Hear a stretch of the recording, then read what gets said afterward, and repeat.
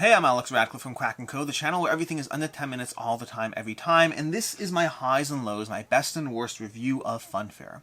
Funfair from Good Games Publishing is a faster, quicker-paced version of its big brother Unfair, a game about building out amusement parks, of trying to gather a variety of rides of various staff members, and trying to get as many guests as possible, trying to earn as many points as possible. You're going to be going through 6 rounds of play, every single round revealing an event from this city deck over here, resolving the event that will in some way give you an extra, do something, have some sort of effect on the general game round, and then proceed to take actions one at a time as you go through the various actions, taking 3 actions a turn to gather blueprints, to gather cards, to build various facilities, to build various rides, to add things to the rides, trying to build out your park as possible in those actions. Once you build out your showcase, you will also unlock a 4th action over there. So every single round you don't build out your showcase, you're going to get a little bit of a grant money towards that showcase, so it's a bit of a toss-up. The earlier you build it, the more extra actions you're getting, but the later you build it, the more it is actually being built for you slowly but surely. You'll build out your showcase, you'll get that extra action, then you'll proceed to the guest step every single round where you're going to earn income for the guests you have in the park, and then finally move to clean up, rinse and repeat across 6 rounds of play, and then score as many points as possible. You're going to score for the rides, you're going to have a handy-dandy player right over here that's going to give you the way you score for the rides. You're going to be scoring for having icons on the ride. The more icons you have on the ride, the better you will score for that ride. So you can get a whole bunch of icons. You can get 17 points, 17 icons and 146 points. I've never had that happen to me, by the way. I think the most I ever got was 12, but 12 icons is 76 points on a ride. If you can really build up and develop that perfect one ride to get as many points as possible, that can be a huge way you get points.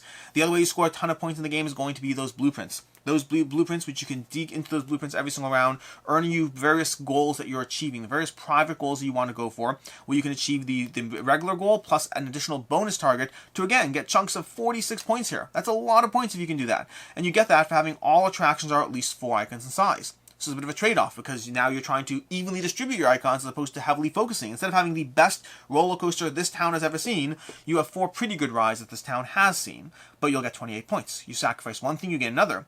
And if all attractions are 5 icons in size, that's 18 points each. And additionally, 5 in size is already 20 points per attraction, so maybe it's worth doing that instead. We have fine foods. If you have any food outlet with at least 3 stars for many upgrades, plus at least 3 staff members, it's another 19 points. Slotting in these blueprints, earning a bunch of blueprints, a bunch of extra, anywhere from 10 to 46 points per blueprint, as well as scoring a ton of points from your rides is how you're going to score points in Funfair. Rinse and repeat across 6 rounds, score up your points, see who won, and that is basically Funfair. Highs and lows, best and worst. What is the best part about this game?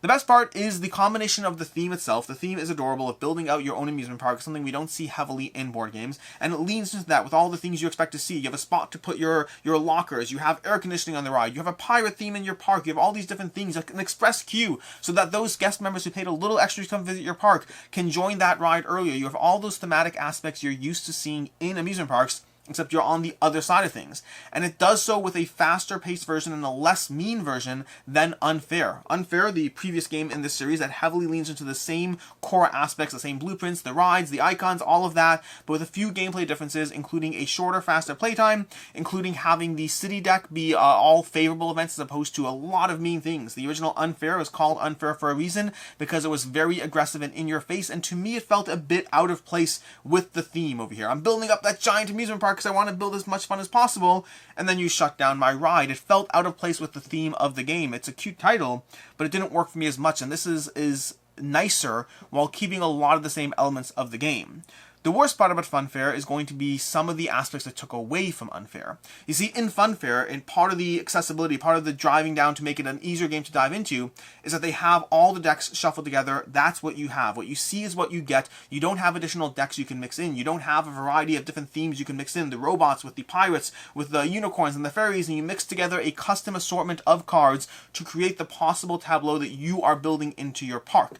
Now that does add a degree of cost of setup, tear down, different accessibility aspects to the game, but it also keeps the game fresher for longer because Funfair, for all that it does well, at the end of the day, it does get repetitive quickly, especially without those cards. The rides in general, the abilities on the various cards, the staff members, while they all provide a bit of an interesting take as you dive into it the first few plays, the more you play this, the less interesting they get, the more you've kind of seen the game before and you're rehashing the same type of experience. A bit of variety from the blueprints, a bit of variety from the city deck, but the core gameplay, the main aspect of what you're building, remains remained same game to game, and so Unfair gave you much more variety, but it did so at the cost of accessibility, and it did so with that extra degree of thematic aspect, which makes this a very interesting best and worst review. The best parts about Funfair is that it's not unfair. And the worst parts about Funfair is that it's not unfair. They took away some aspects of the game, they improved the game in some ways for me, and they made the game worse in some ways for me. It's a little bit of both. Both those games are worth paying attention to, they're worth checking out and seeing which one of these resonates with you more. If you don't mind the mean aspects of the game, I would heavily recommend Unfair as being the better experience. Although if that is a game breaker, then Funfair is still going to be the better choice, despite some of the shortcomings it brings along with it. And that's my best and worst reviews of Funfair. This is Quack&Co, where less time watching means more time playing.